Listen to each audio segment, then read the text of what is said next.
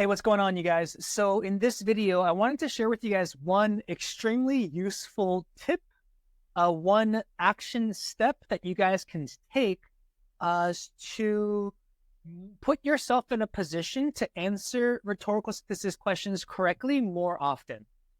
So one of the biggest mistakes that students make, right, with rhetorical synthesis questions is that they choose their answers too soon. Right? So what I mean by that is, right, as soon as a student reads an answer choice, right, they might think to themselves, "Oh, I like that," right? So they do not read the rest of the answers. They just choose this one and then move on to the next question, right? That can be okay some of the times, but it's gonna make you guys get questions wrong a lot of the times, right? Because especially for rhetorical synthesis questions, the SAT is really, really good at creating an answer choice that's kind of okay, right? Early on, maybe like answer choice A or answer choice B, but the SAT test makers can also create a better answer choice, right? A much more effective answer choice, right? Later on. So if you're not reading all of the answer choices, right, with an open mind, if you've already decided in your mind that you're going to choose this and you're not going to read the rest of it, or you're not going to read it and take it seriously, then you might make a mistake. Okay, so that is the tip that you guys want to start utilizing, right, to help you guys to get more of these questions correct more of the time. Okay, so it's not, I don't want you guys to get these questions correct maybe like half of the time. I want you guys to get these questions correct 9 out of 10 times, or 19 out of 20 times, or 99 out of 100 times, even better, right? Every single time. These questions aren't difficult, but I think what students do is students make this question harder for themselves than they need to. And the reason why they do that is because they get intimidated, right? They see how long the question is, right? Like, no, look at how long the answer choices are. And then look at how long the question is, right? So you have a lot of notes, right? You'll have about sometimes 4 to 6 bullet pointed notes, right? That are, anywhere from sometimes like 7 words to like 20 words long. Right? And then you also have answer choices that are long as well, right? Even the question stem is long, right? So even the question is long, and the answer choices are extremely long as well, right? Especially when you compare them to other grammar questions, right? So because of this, because of the increase, or because of the amount of words that are used in this question, students freak out, you know? And one of the sort of things that I've noticed from working with over 7,000 students is that the more words in a question, the more confused students become. So the more words, right, in a question, the more confused students become. And I think it's because, right, you guys are rushing, right? And so whether that's you're not reading the question stem carefully, you're not reading the answer choice carefully, you're not pausing to think about something more deeply, right? Or you're just, you read an answer and you think it looks okay, so you just choose it and move on, right? Without reading the other answer choices, right? For a variety of reasons, right? You guys are making these mistakes, right? And you're making an easy question much more challenging for you guys. For no other reason, right, than you guys are just kind of rushing through the question. So I want to really tell you guys this, not to criticize you, but to help you guys out, right? And to really give you guys the sort of tips and the tools that can really help you guys. You could prevent you guys from making these mistakes and increase your chances of getting these questions right more often. Okay, and so that's what we're going to do here. So let's take a look at this question, you guys. So taking a look at the notes, and so this is how I like to solve rhetorical synthesis questions, and this is the method that I've used to teach thousands of students, right, how to solve these questions as well. Okay, so the first step really is to look at your notes, right, one by one. Everything that we're doing, you guys, is we're focusing on doing things one step at a time. Before you move on to the next thing, right, make sure that you do a good job with that first thing first. So in this case, we're just reading through note by note by note. and we're just trying to understand the gist of what's being talked about, right? So just generally, we don't have to understand this stuff super perfectly. We don't have to memorize all the details, but just have a general understanding, right, of what each note is talking about. And then from there, the more of these notes that you read, you'll start to like kind of see how they're all related to like one topic, you know, whether or not you figure out what that topic is, right, isn't that important, but you'll start to notice like that'll naturally kind of happen, right? And you'll see me kind of do this, right, time and time again. So with this particular passage, or with a particular question, let's go over it. So the first note says, solar panels convert sunlight into electricity and provide a clean and renewable energy source that reduces dependence on fossil fuels. So it's really telling us something about solar panels, right? And it's telling us about what they do, right? Their function. And the next one says, wind turbines harness the power of wind to generate electricity and are often installed in large wind farms. So the second sentence tells us something about wind turbines, right? And kind of what they do, right? There's some details about them. That's it. The next sentence tells us, solar panels are most effective in sunny climates, but require large amounts of space for installation. This gives us another detail about solar panels. When they're most effectively used, right? And maybe like some kind of like drawback about it, right? It's something, maybe some kind of challenge, right, with using solar panels. The next note tells us wind turbines can be installed both onshore and offshore, but have been criticized, right, for their impact on bird populations. So we see this sort of same pattern now, right? So now you can start to see that these notes kind of all relate to this sort of overall topic, right? We can kind of see this sort of comparison between solar panels and wind turbines, right? This sort of like just this side-by-side kind of look, right? And it seems like they both have something good about it. They both have some stuff that are not so good about it, right? So you kind of start to see, right, the overall sort of topic that these notes kind of all drive towards, right? The last note says, both solar and wind energy are key components in reducing carbon emissions and combating climate change. So this tells us about the benefits of both, right? So good. Well, there we go. And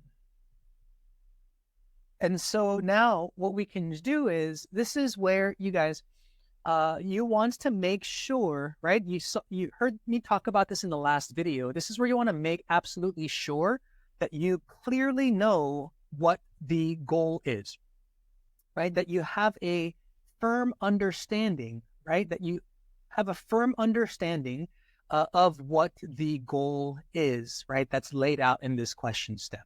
Okay, so what does the student want to achieve? Like, what is his goal? Well, the student's goal is to compare the drawbacks of solar panels and wind turbines as renewable energy sources, right? So pause for a moment before you look at your answer choices. Make sure that you clearly grasp this goal, right? That you understand it very precisely and very sort of thoroughly, completely, right? So what's his goal? Well, it's to really talk about the drawbacks, right? The drawbacks referring to not the benefits, but the disadvantages, right? The challenges, right? The negative aspects, right? Of both, right? Of both solar panels and wind turbines. That's what you're focused on. Make sure that's your main priority, right? So make sure you lock that into your mind, right? You're like, okay, the correct answer has to, right, present or talk about the negative aspects of solar panels and wind turbines. That is going to be what the correct answer does. That's the goal that it achieves. Lock that in your mind, right? If you just kind of like loosely have it in your mind and just go on to the answer choices, you might lose track of it, right? So make sure that you lock that in. Now you know what you're looking for. Okay, so now this is where, tying this all back to what we talked about in the beginning of this lecture about how we can kind of compare, right? Compare answer choices for these questions. The reason why we can compare answer choices for these rhetorical synthesis questions is because the question asks us which choice most effectively, right? So it's using comparative language, right? So there might be one answer that's effective, but is it the most effective, right? So that implies that there could be another answer choice that's even better, that does a better job, right? And using the relevant information from the notes to accomplish this goal. Okay, so this is where you'll start to notice patterns, right, of how the SAT test makers will write answer choices to try to trick you or trap you into choosing the wrong answers. Okay, and so that's what I wanted to highlight for this video. Now, if we take a look at answer choice A, A says solar panels are a renewable energy source that reduces dependence on fossil fuels, while wind turbines are often installed in large wind farms to generate electricity. So, does this achieve the goal, right? Well, we would have to say no, right? Because again, the goal is we're focused on the challenges, the negative aspects, right? So immediately, when I have a sentence that says solar panels are a renewable energy source that reduces dependence on fossil fuels, that's a benefit of the solar panels. As soon as I notice a benefit of the solar panels, I can cross this out immediately, right? Because it already goes against the goal that the student wants to achieve, right? So think about it, you guys. If the student really wanted to achieve the goal of talking about the drawbacks or the disadvantages of solar panels, right, why would he mention any benefits? It goes against the goal, right? It's counterproductive. Including a benefit of the solar panels is only going to muddy what his goal is. It's only going to kind of cloud, right, what the goal is. So that's your clear-cut reason to cross out A. Okay, now if we look at B, B says solar panels and wind turbines both have disadvantages. For example, large amounts of space are needed to install solar panels. Okay, so now this is where a lot of students might say, oh, this is really, really good, right? So they have disadvantages of both, right? And now that's what they mention here, right? That's what the goal is that the student wants to achieve, right? And so the mistake that students would make here is they're going to choose this answer without looking at the other answer choices. And that's going to be a very risky proposition for a lot of you guys to take. Don't do this. This is what the SAT knows that some students will do because they're trying to rush through this test. Don't fall into that trap.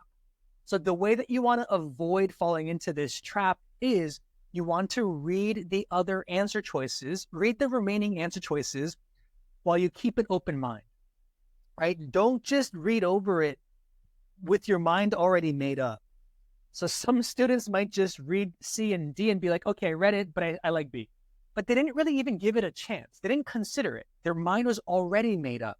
You know, you don't want to already make up your mind when you're doing something else. So why would you do that other thing if your mind is already made up? Makes no sense to me, right? So instead of making up your mind, I want you guys, it's okay to have a sense that this looks good as an answer, but don't make up your mind yet, right? Leave it open, okay?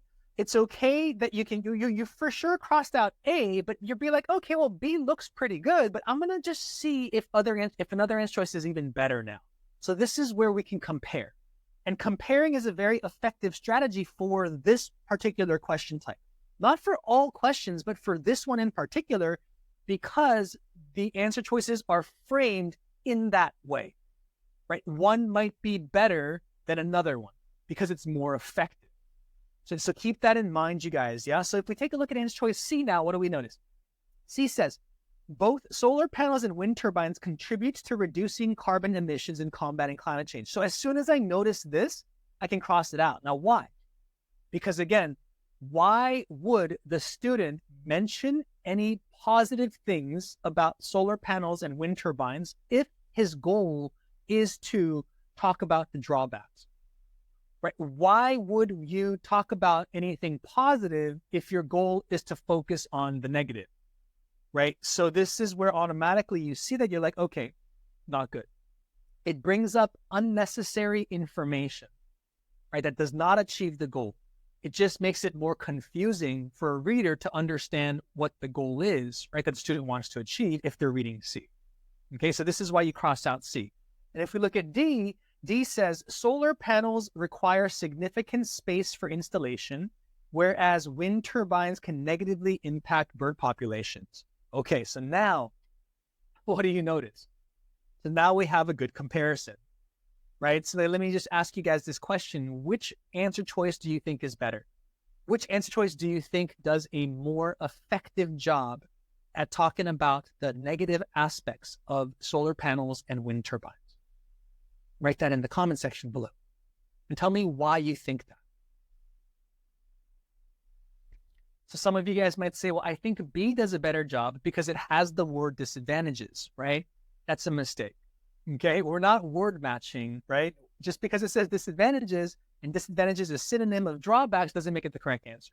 That's not a good reason, right? Although it's a good try, it's not a good reason though. Okay, so which one is more effective? We would have to say it's D, right? Why is it D? Why is D a more effective answer choice at achieving the goal? Well, that's because answer choice B is incomplete, isn't it?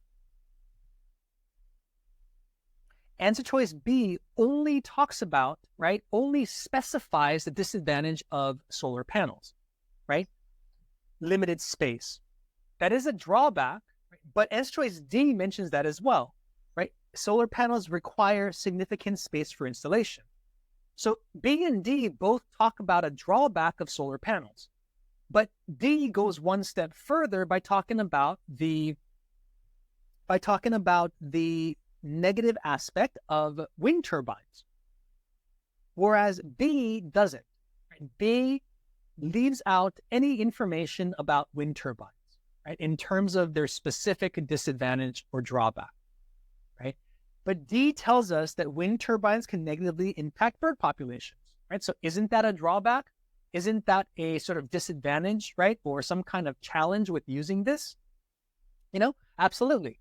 Right? So D does a better job because it's more complete, right? So it's more effective, right? Because it uses more specific examples, specific details to talk about, right? Both the solar panels and the wind turbines, right? So by comparing answer choices, now we can see that answer choice B is no good, right? D would have to be the correct answer for this question. You guys see that? Cool. Hope you guys do. And that's the power of comparing, right? Now you guys can see that the SAT test makers will create answer choices that kind of look good on the surface. And there's nothing really wrong with what the answer choice says. The reason why the answer choice is wrong is because of what it doesn't say. And it doesn't include information, right, that achieves that goal. Right? So it leaves out important information. Okay. And this is where the power of comparing can really help.